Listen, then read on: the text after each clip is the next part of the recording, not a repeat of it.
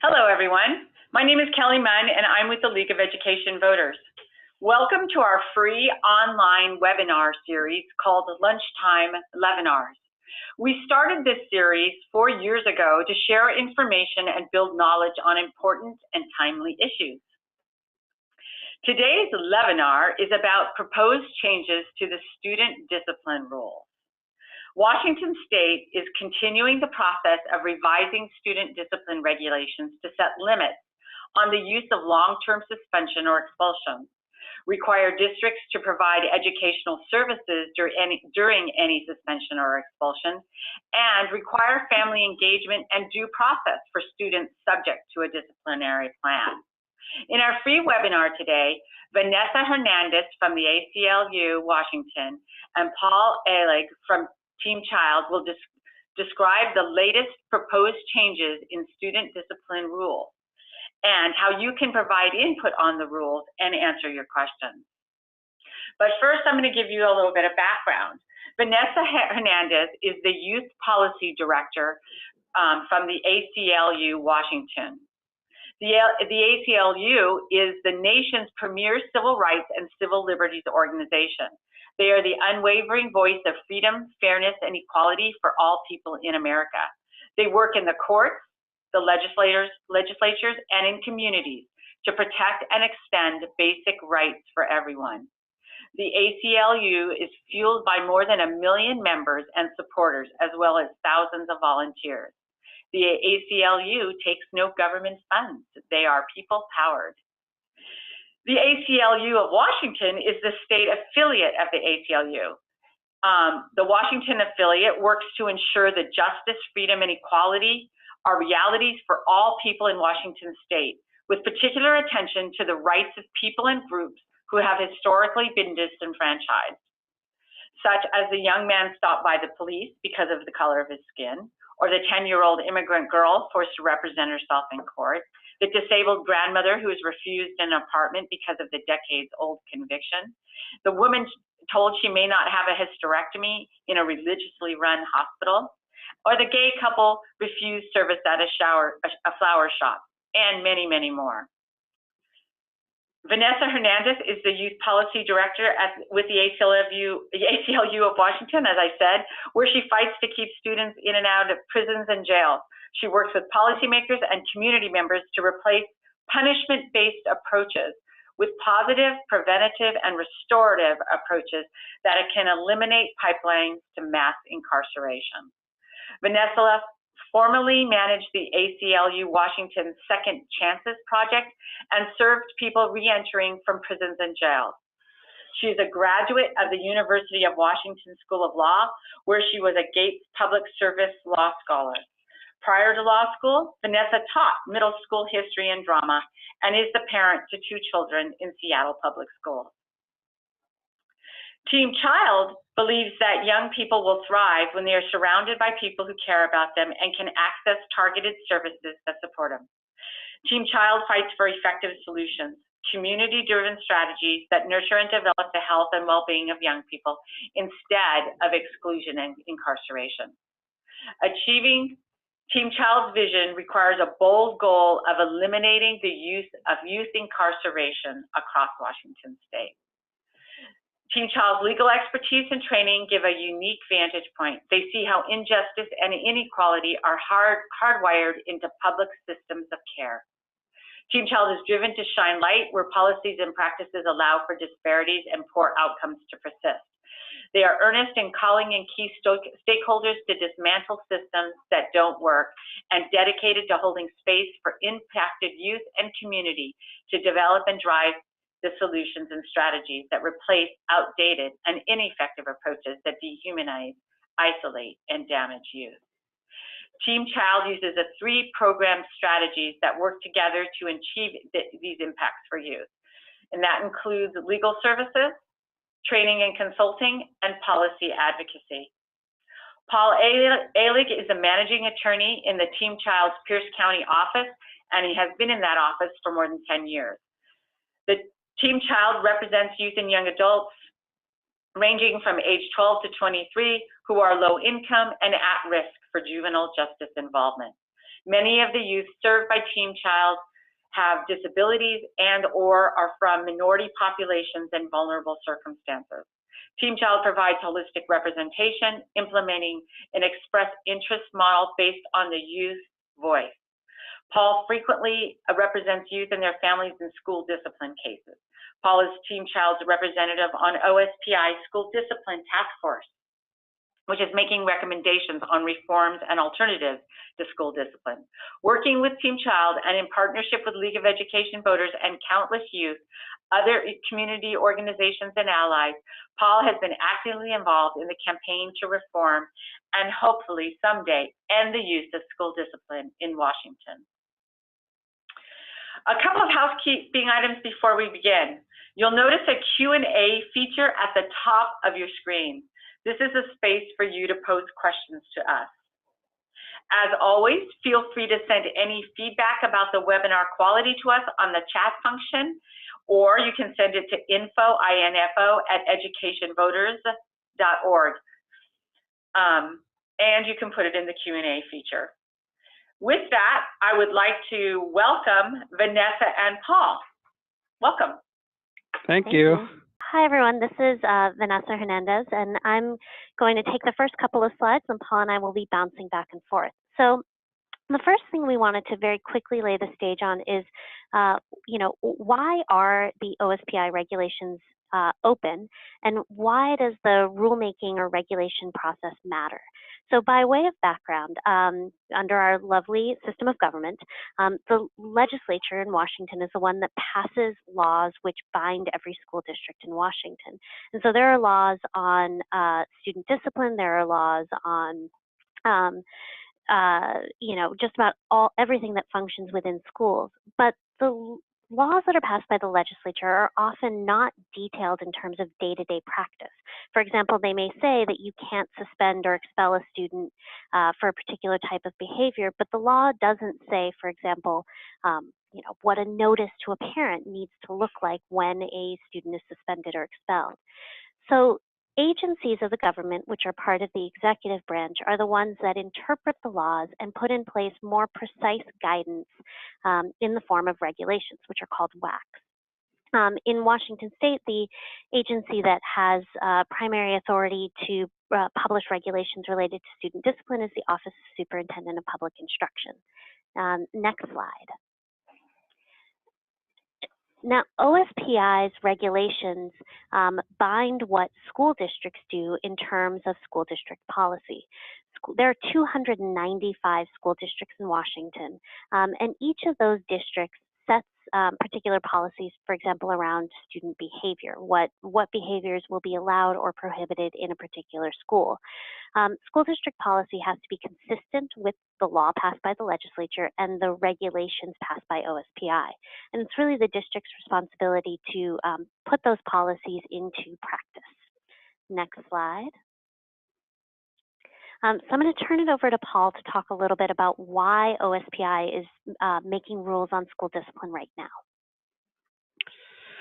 now. Well, and I wanted to talk about that. Thank you, Vanessa. I've been to recent school discipline rulemaking hearings, and at these hearings, members of the public come and give comment. Many are families, sometimes affected students, or coalitions or community organizations that work with those students. And sometimes there are school district folks, administrators, principals, teachers, and sometimes even their lawyers. And what I hear that group say from time to OSPI is, why are you doing this to us? Why are you making new regulations about school discipline? Because we got this. We're doing fine. OSPI don't bother us. So I wanted to tell a story kind of in response to that. For those of you who watch Star Wars, you might see in that franchise, they have separate stories now coming out about kind of the overall effort with the Rebel Alliance. And so this is kind of one story on how we got to where we are. And what I really want to be known is that OSPI is making these changes because the people of the state of Washington over the last almost 10 years, have stood up and said they need to make changes. And they needed to make changes because school discipline was excluding tens of thousands of kids every year. Many times there were students of color, and in most of those cases, there was no path for those students to get back. There's been hundreds of people all over the state for decades who have been working on this. League of Education Voters has played a primary role. The Equity in Education Coalition has played a primary role. NAAC has played a primary role. And many individual families have all played roles in pushing the government to make changes. And so that's why they're doing it. I don't know that they would have done it without a lot of pushback.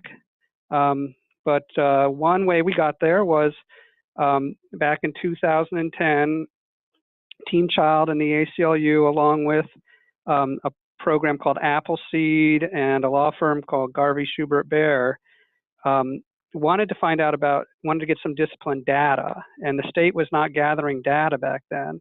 So we made public records requests to every one of the school districts that was on the previous slide and asked for their data about school discipline. And what we found was those things that I just talked about, and a report was made about the data in 2012 called Reclaiming Students. And just in the first page, it explains how each year 70,000 kids were being suspended and expelled, more than could fill Safeco Arena due to suspension and expulsion. So we've been doing a number of reforms. We brought this to the legislature, and if you go to the next slide, please. What we see is a law passed in 2013, which ended indefinite expulsions. It also required for steps called reengagement meetings and other reforms to address kind of the harshness of school discipline that was in place at that time. Next slide, please. And as you can see, these reforms have been continuing over the years. One of the things that the law in 2013 required was a statewide school discipline task force. And this is a task force that Julia Worth, who's on this call, serves on from League of Education Voters. I serve on it as part of Team Child. There's many different coalition represented in this task force, as well as school districts and their various associations and schools and teachers. So that task force has made recommendations as the years have gone by about how to improve school discipline. There was a whole wave of rulemaking that happened 3 years ago in 2014 with hundreds of comments from the citizens. There was at least one one rulemaking hearing where at least 200 people showed up. Lev had, and others were transporting people across the state to come to this meeting in Olympia. And then 2 years ago, another law passed by the legislature. This one was pushed by Representative Santos and other advocates. And it made more changes, limiting suspensions and expulsions to 1 academic term, requiring for the first time ever that when kids are out of school that they continue to have an opportunity to pursue their education, and beefing up these re-engagement meetings even more. We're about to talk more about what that law required, but as a result of that, which was called House Bill 1541 in 2016, we have rulemaking again. And it started last year, and already hundreds of people have made comments. And then we've got this comment period ending next month. So this is an opportunity to provide further comments. So that's what we're about to walk you through. And I think if we go to the next slide, I can turn it back over to Vanessa. Okay, so the process for commenting on rules made by OSPI is done through a formal legal process called notice and comment. And if we move on to the next slide, basically what that means is that The agency has to tell you they're going to make rules. They have to give you a copy of what their proposal is, and they have to give people the opportunity to comment both in writing and in person. So for the OSPI discipline rules, as Paul mentioned, we are actually on the second round of proposed rulemaking. There was a notice that was issued in September and comment period that concluded in November. OSPI then took some of that information, incorporated it into their draft, and put out a second draft on February 21st. The comment period for this second draft closes on May 2nd. There will be a public hearing in Spokane that day at ESD 101 from 1 o'clock to 3 o'clock, and written comments will be accepted via email until, I believe, 5 o'clock that afternoon. We have heard from folks at OSPI that they anticipate the final rules being published sometime in the summer, and that school districts will likely be revising their policies over that time frame, with many of the rules, although potentially not all of them, being effective in school year 2018-2019. So next slide. What we are going to walk you through is some of the highlights of the proposed discipline rules. In the next slide. One of the most exciting areas of the proposed rules is the framing of alternatives to suspension or expulsion. So as the rules are drafted now, there really isn't much for school districts to incorporate in terms of not suspending or expelling students, and instead using other forms of engagement that will keep kids in schools. So the new rules have a number of statements that direct school districts to try to keep kids in school as much as possible, requires districts to identify other types of discipline before classroom exclusion or suspension, references them to a menu of best practices, and requires districts to consider not just what students have done, but also a student's individual circumstances in determining whether exclusion is appropriate or inappropriate. Next slide. And I'll turn that one back to Paul. One of the things that's been kind of prevalent in school discipline over the last 20 years, and this really came after the school shootings in Columbine, starting in the late 90s, is this concept called zero tolerance. And certain school offenses would be classified as exceptional misconduct in the rules, and if a kid did that, they'd be out, no question, no exceptions. And over the years, advocates collected plenty of cases that were kind of examples of zero tolerance run amok or misused. You know, a kid drew a picture of a gun and it was considered having a weapon in school, and they'd be kicked out of school. Or I think there was one with they carved a potato that looked like a gun or something. I heard about a paper knife once. So there was, with there being no exceptions, those zero tolerance rules were often implemented in a way that was just overly harsh, and we would call it draconian. And it would kind of promote the school to prison pipeline, where kids are kicked out of school and next thing you know, they're involved in the juvenile justice system. One of the things that I am hopeful about these new rules is those exceptional misconduct provisions have been rewritten and removed. And so I'm hopeful that this may signal the end of zero tolerance, in at least in some ways. Now, we're currently hearing stories about school threats, and you know, we're all now in light of Parkland and stuff like that. So I'm not saying there still isn't harsh treatment by schools, but some of that old language will be gone with these new rules, we hope. Next slide. So one of the other major changes to the rules is around parent engagement. The rules do have a lot of language about making sure that parents are involved in supporting students in meeting behavioral expectations. One thing that I will flag in particular, though, is the process that will be happening for students if they are have violated the rules at school and are in danger of facing an exclusion. Under the current rules, the principals will have meetings with students, question them about the incident without parents being involved.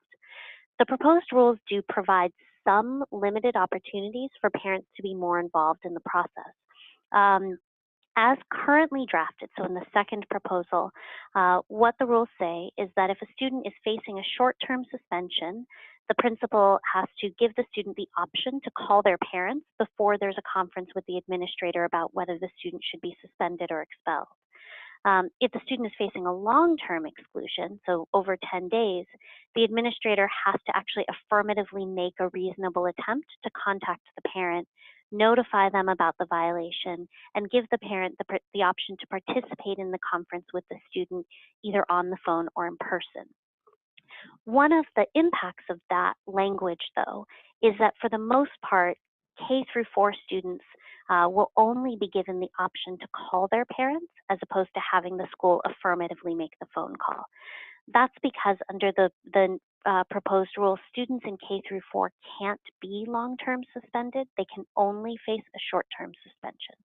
So that's one area where I think that parents, particularly of young children, may have a lot to say about whether they should be affirmatively notified and have an option to participate in those conferences before they happen.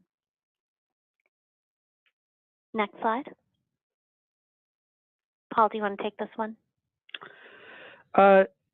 So when a student is suspended or expelled, there's to be an opportunity for to contest that, and we call that a due process, or that with the idea that starting from constitutional rights, there's an opportunity to be heard by the parents about their child's education.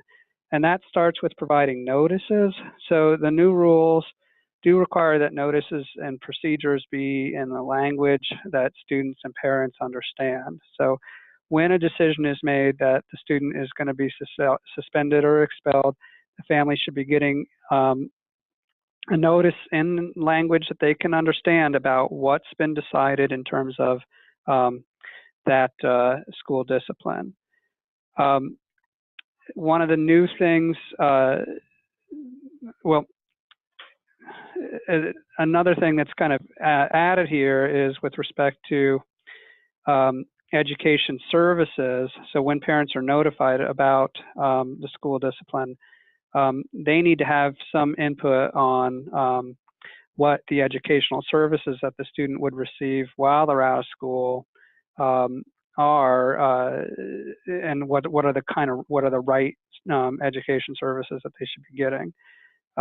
This is new. We've never really had education services in the past. It used to be you're out of school and that's kind of the end of the story for the most part, in most cases. So this new rule is designed to allow for parents to have some feedback to that. Soon after, there's a kind of a 20-day period for suspensions and expulsions that a meeting is supposed to be held to discuss the re-engagement of the student. And that was initially established back in 2013, but it just hasn't been done very much. So the new rules require the meetings and also require that the district collaborate with students and with parents in kind of making decisions at those meetings. Those meetings can result in ending the suspension and expulsion, and also have address a plan for when the student does return to school. They can also make some adjustments to the education services at those meetings. The meetings are supposed to be done in what's called appropriate, culturally appropriate and aware, and so the new regulations propose that as appropriate, students' cultural histories and contexts, family cultural norms, and family community resources and community and parent outreach be a part of that meeting. We're a little bit concerned in this section, and I think maybe in a future slide, Vanessa will address this further, because the law established that it be culturally responsive and appropriate, and OSPI has tried to kind of adopt the concept of cultural competence, which is, we take the position that that's not the same thing. I think one thing that before we move to another slide, Vanessa wanted me to talk about was due process, and bear with me for a minute. In that when a family receives notice, they have the right to request a hearing, and the hearing time frame has been extended a little bit to 5 days with some other procedural tweaks to that right to a hearing. So, next slide.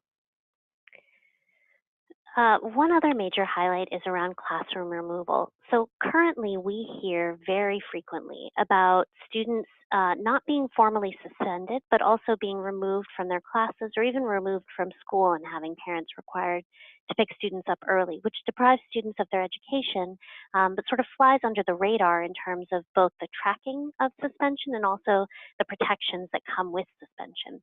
So the new rules do address this.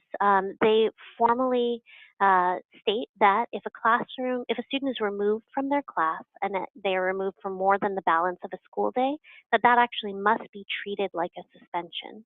And also that if a student is removed from school, that must be treated like suspension. So if those rules go into place, that should increase the ability both to track when students are out of class, to ensure that other interventions are tried before students are out of class, and to ensure that students aren't removed from school, to help ensure that students aren't removed from school, in what is a functional sort of off-the-books suspension. The new regulations also define in-school suspension, which is something that we've seen increasingly being used in a number of districts. And it does require that if a student is in in-school suspension, there have to be staff present, accessible to keep the student current with classwork, and that in-school suspension can't be for more than the duration of time that a student would be subject to short-term suspension. So it can't be more than 10 days, which means you can't be in sort of indefinite in-school suspension. Next slide. And I'm mindful that we're running out of time. So just very quickly on education services, that is an area where students are entitled to education services regardless of how long they are out of school. There isn't currently much guidance for school districts on what that needs to look like. The baseline requirement in the law is that education services have to be comparable, adequate, and equitable, which in essence means that the student needs to be given the type of education they would have received were they not excluded from school, and be given the instruction and supports necessary to keep them current with their classwork and to facilitate their ability to return successfully once the suspension is over. So there's very particular sort of timeframes that OSPI has drawn around and given guidance on exactly what education services need to look like depending on the duration of time the student is out of class. Next slide.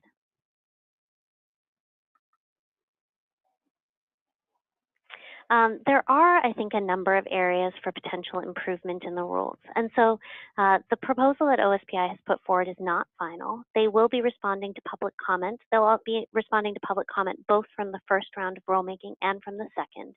A few things that I wanted to flag is I think there is space for further discussion about culturally responsive discipline policies. I think there's space for further discussion around special education. Kids with disabilities and kids of color are both disproportionately excluded from school across Washington state. So is there more that OSPI could be doing to provide guidance around the needs of those students and their families? Two areas that I think are highly technical but potentially very important relate to administrative transfer. So as the rules are drafted right now, OSPI states that schools cannot prohibit a student from returning to their typical school after suspension. So if, for example, a student is enrolled in an online school while they are suspended, the district can't then say, well, your suspension is over, but you have to stay in online school. And that's a good thing because it ensures that the law is implemented and that students remain able to return to their classrooms. But the regulations as drafted now allow for schools to administratively transfer students without a whole lot of guidance about how an administrative transfer wouldn't be equivalent to a suspension or expulsion. And then the last technical area is suspensions imposed by other school districts. The first draft of rules that OSPI put out said that districts couldn't continue a suspension or expulsion imposed by another district unless there was a determination that the student's enrollment would cause a significant disruption or danger to the new district. That has changed in the second draft, and now essentially it's a much more permissive ability to continue suspensions or expulsions in a new district if the student's behavior would have violated the new district's behavioral code. That will disproportionately impact low-income students, homeless students, foster students who are more likely to move between districts, and again is a sort of walking back of protections that were put into the first draft. Next slide. So, folks are welcome to reach out to me if you have additional questions, information, or would like additional information about this process. Again, rulemaking is open until May 2nd, and we think it's really important for there to be comment from parents and other stakeholders to ensure that OSPI has as much information as possible as it develops these rules. So Thank you so much, Vanessa and Paul. If it's okay with you, we're going to keep the lines open for 10 more minutes for questions. Can you stay for 10 minutes? I can, yes. Oh, yes. I see an online question. Yeah, so I have several coming in right now. First one, though, is from an advocacy perspective, which is my question. How can people comment on the rules? That's a great question. So there are two ways. If folks are in Spokane or able to get to Spokane, they can physically appear at the rulemaking hearing that will be at ESD 101. And you can look up on OSPI's webpage. They have a student discipline webpage that lays out the precise locations and times for those comments. So people can just, make an oral comment on the record, make a statement.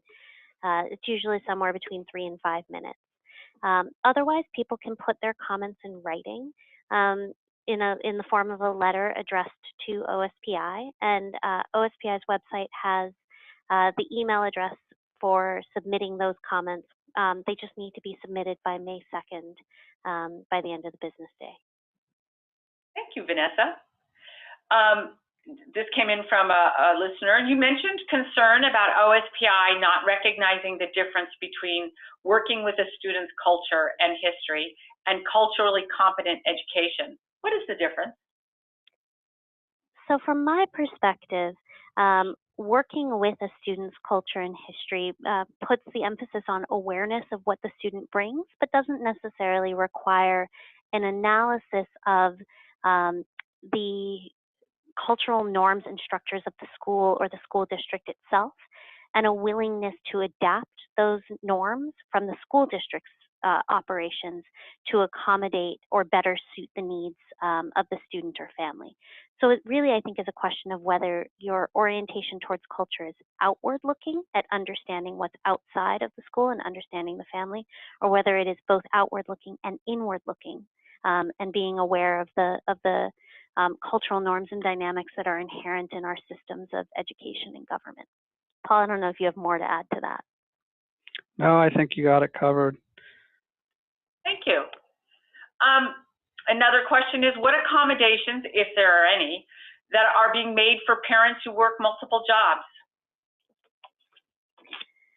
That is not clearly addressed in the rules. There is, notices are required to be made, in terms of notices, they're required to be made in writing and can also be made via phone or email, but it doesn't explicitly talk about accommodations for parents who, for example, can't appear in school physically. For re-engagement meetings, there is some language about trying to schedule those meetings at a time that is mutually agreed upon by the family and the school. I'm trying to think if there are any other areas that are explicit as to that. I can't think of any. As advocates, we wanted more time for parents to be able to respond and make their requests for hearing. And we really pushed for a longer timeline than the 5 days, but it had been 3 and it's been extended to 5. But this is an area that I think you could really comment on and kind of try to push OSPI further. They've heard from attorneys and advocates that parents need more flexibility, but I think hearing from parents directly is best. Mm-hmm. So what happens if a school district does not comply with the new discipline rules? What can parents and community do? You want to? Vanessa's heard from me on this one. There isn't really a great avenue for families when a school district kind of violates or blows off the school discipline rules. There isn't really a complaint mechanism to OSPI. There is a way. Every school district is required to take complaints themselves, just generally speaking. But that's something that I think is missing from the current batch of rules, is some accountability to school districts when they don't follow rules. Now, just one caveat on that is the data shows that school discipline is imposed on students of color more so than white students. And so if it becomes a civil rights issue, there is a mechanism to complain about civil rights violations that when discipline is done in kind of a discriminatory manner. Similarly for students with disabilities. But this is an area that I think is missing in terms of accountability. Thank you. I think, and one other thing I'd add is I think that parents organizing and sort of sharing their stories and making their voices heard collectively often can have a real impact on holding schools and school districts accountable, sort of to themselves, right? But Paul is right that the rules don't explicitly lay out a legal mechanism to complain to OSPI if you feel like the school is violating their own processes. Parents can do lawsuits over that issue, and they have it, but it's very onerous to do. And speaking as an attorney that's helped them do it, it's just not a viable means for accountability. They can also work with just my 2 cents. They can also work with the Office of the Ombuds. That's right. Right. They'll help sometimes, yep. Depending. So last 2 questions. Can a parent of a student in K through 4 request for their school to contact them every time there is a discipline issue with their students? So under the proposed rules, schools have to make efforts to involve parents early in the resolution of discipline problems, which I read to require communication prior to things escalating to the level of suspension and expulsion. I think it is incredibly helpful for parents and schools to have open lines of communications, and I think that parents should request, let me know if there's a problem, right? So I can help you with that. The rules don't explicitly require a phone call every single time, but they do require schools to have procedures to involve parents early in the process. Thank you. Last question. Do school districts have to clearly inform parents of the need to educate during a suspension? Yes, that is in the rules. That is in the rules. This is an area where we were advocating for this, and it was successful. And having OSPI put that in the rules. So it would be in the discipline notice that's sent about the time out of school. And that's an area where folks can comment and say that's a great thing we would like to continue to make sure is in the final rules. Yep. Thank you so much, Vanessa and Paul. With this, we're going to wrap up today's webinar. Our next one is not currently scheduled, and we will send you information. Please use the Q&A to feature at the top of the screen to let us know what you'd be interested in hearing from us in a LEVinar. Again, thank you all for joining us today. If you have any additional comments or questions, you can send them to me. You can put them in the Q&A. A recording of today's presentation will be available on our website.